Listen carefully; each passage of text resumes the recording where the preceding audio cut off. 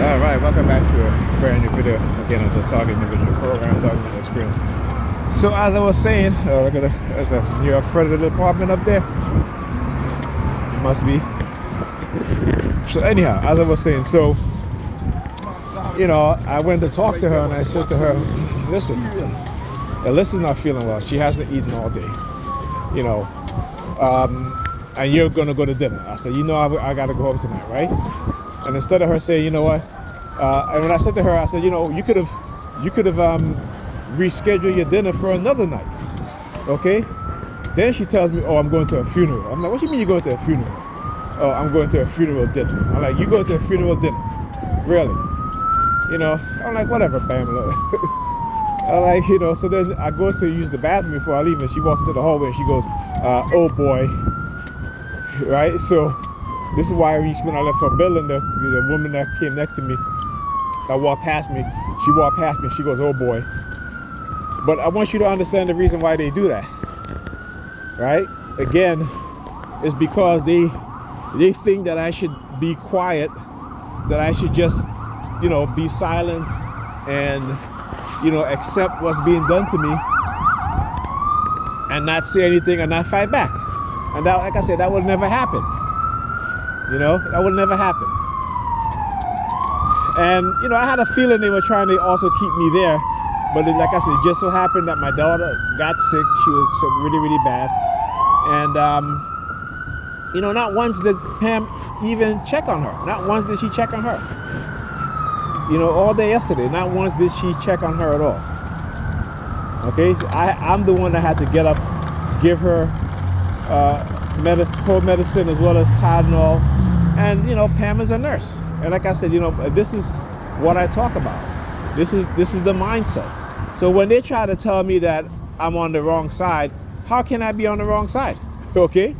How can I be she's on the wrong side, right? Ignoring your children, even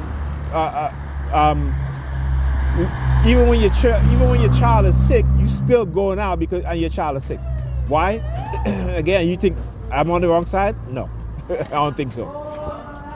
As like I said, I understand what's being done and how they're manipulating, particularly women, into this sort of behavior.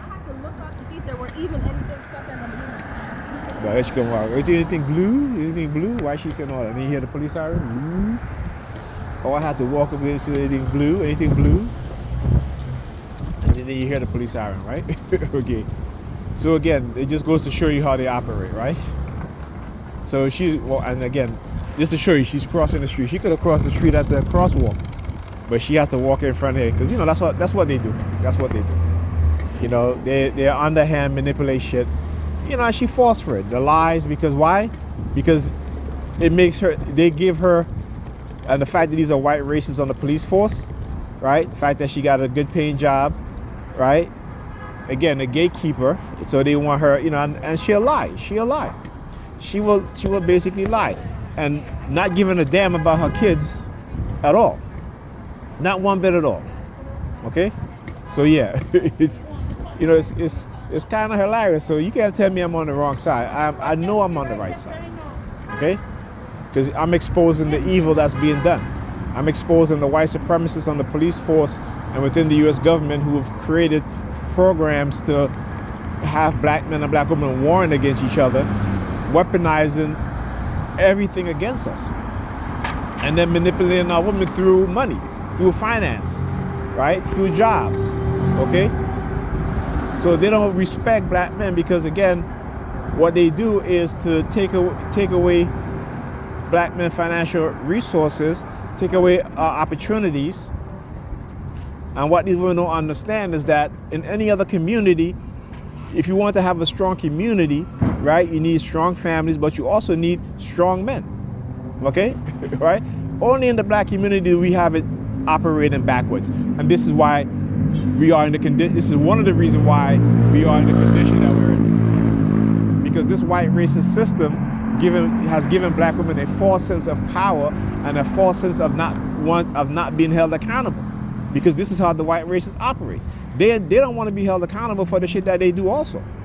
Right? The poisoning of black children and black people, right? They don't want to be held accountable. Okay? The creation of these psychological manipulation programs, these covert operation programs to disadvantage black men, particularly when we're younger, right?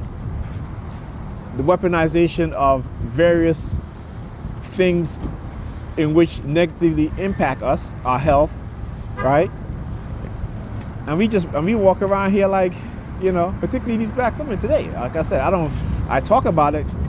You know, any black woman said that I hate black women, trust me, I love black women enough that I don't date outside, I don't date any other group of women except for black women, all right? And even though they may reject me, I still love black women. Okay, so it's not about, and what I do is not about hate, it's about love. Because you gotta speak the truth. You gotta speak the truth because again, when you look at how the behavior of women, and again, you want to destroy a community and destroy a nation of people, you're gonna start with their women. Because the women are the ones that have to teach, that's gonna teach the kids or nurture the kids. And yeah, the men teach the kids too, but the men are not nurturers, okay? It is the woman, right? And particularly when you remove the man from the house and the woman not teaching the children anything, what do you want? No discipline, nothing. Nothing at all. Like they think it's okay to have their 14-year-old go out on a date with with teenage girls and not even want to speak to their parents. You know what I'm saying? Like, you know, it's the cycle that they continue. All right? And this independence thing that they do, which is fine. You want to be strong and independent, that's fine. Okay? But look at what you are sacrificing. Right? And you're not even happy in your life. Okay? Despite the fakeness, despite the lies you tell yourselves, right? Despite the fakeness of the Texas car. As soon as the Texas car come over here, the beep, beep. You guys heard that. Texas license plate. Right? So again, this is what they do. You know, and the lies that they'll tell, and the fact that a lot of these women have become narcissistic to where, again, when you're, like I said, I'm raising my kids to be good people, not nice people, because nice people get manipulated and used by narcissistic people. And trust me, there are a lot of narcissistic women out there, okay, of all different colors, of all different ethnicity, and particularly in America, where you see this ongoing attack on the black community, and particularly within black women, because they themselves are being attacked. When you go look at the statistics, the group of women who have been incarcerated the most over the past 2 decades are black women. But they're not thinking about that. They are setting them up for failure, but they don't understand, they don't realize it, because they've been given a false sense of power and a false sense of not being held accountable for the shit that they do, the next stuff that they do, particularly when it comes to their children. They are not being held accountable. Okay?